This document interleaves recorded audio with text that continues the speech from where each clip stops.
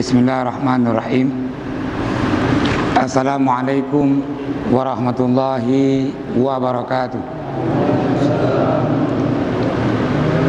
Baik, kaum muslimin muslimat jamaah yang Allah muliakan, sering kita mendengar ini kata zalim, dan semua kita memahami ini maknanya dia konotasinya ini negatif. Namun secara bahasa, apa itu az-zulmu? Az-zulmu secara bahasa bermakna dia menempatkan sesuatu bukan di tempatnya. Itu zulmu. Ketika kita meyakini bahwa sepakat sandal itu letaknya di kaki, namun ada orang meletakkan di kepala, itu zulmu namanya. Atau kopiah, disepakati kopiahnya lokasinya tempatnya di kepala, namun ada orang menempatkan kopiah di kakinya, yang zalim secara bahasa.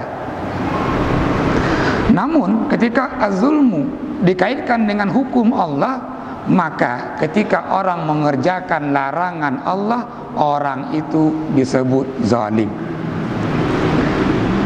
Ketika orang meninggalkan perintah Allah, maka itu dia zalim.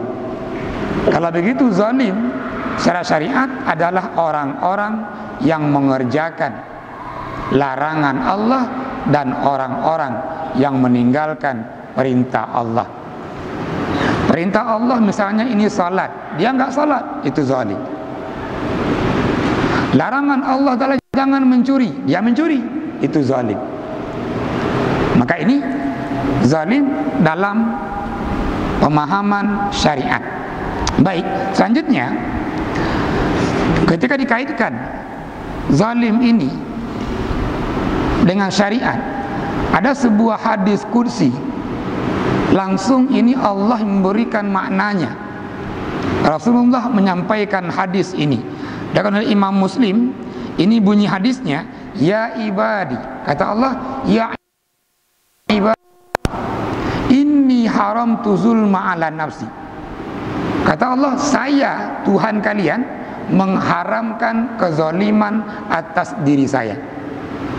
Wa ja'altuhu bainakum muharrama, sekaligus zalim itu saya haramkan di antara kalian.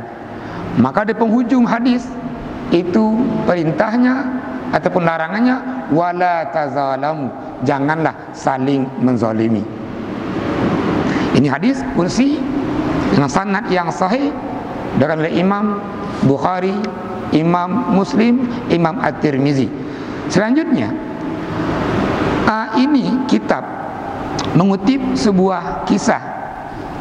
Ada ini orang Yahudi dulu pernah menghutangi Nabi itu dengan seekor unta. Orang Yahudi ini menagih utangnya ke Nabi dengan bahasa yang agak kasar, sampai sahabat-sahabat mulai marah.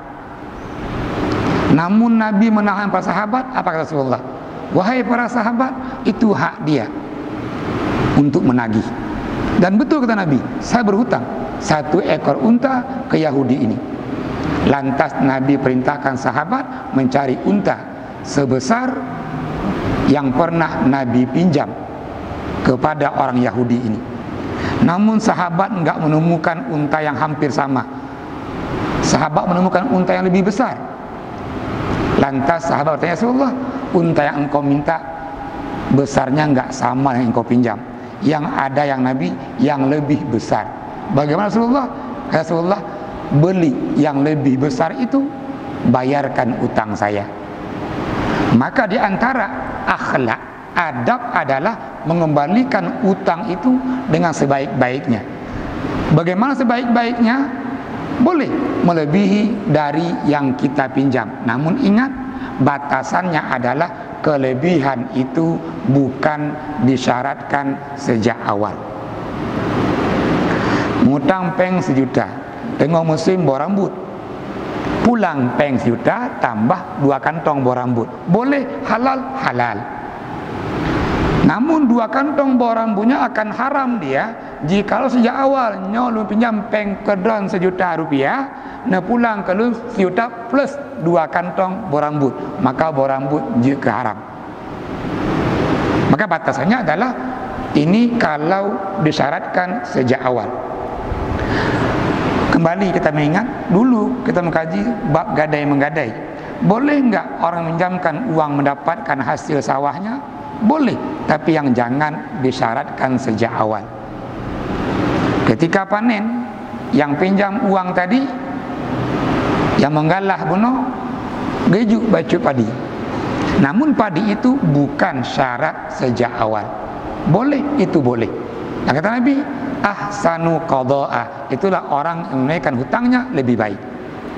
Nah, sambil bahwa jangan disikapi nanti ketika ada kelebihan, nyari bah, binekun lagi nya, nyari bah.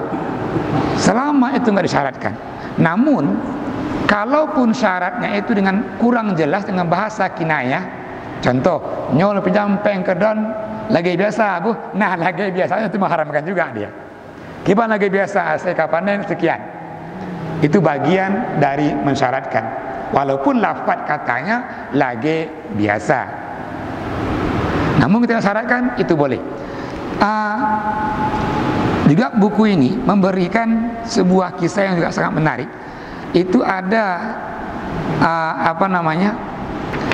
Syiah Sunni. Dia seorang pejabat dan dia bertanya ke Syekh bin Baz, "Ya Syekh, saya ini orang menyeleksi pegawai. Yang ikut tes ini ada ini yang Sunni, ada yang non Sunni. Namun ini buku gak menjelaskan apa kelompok non Sunninya ini banyak nih. Ada Rafidah apa nanti ini. Dan nilai yang non Sunni itu lebih bagus ketimbang yang calon dari yang Sunni. Pertanyaannya, apakah boleh saya ini meluluskan yang Sunni, menggagalkan yang non Sunni tadi?"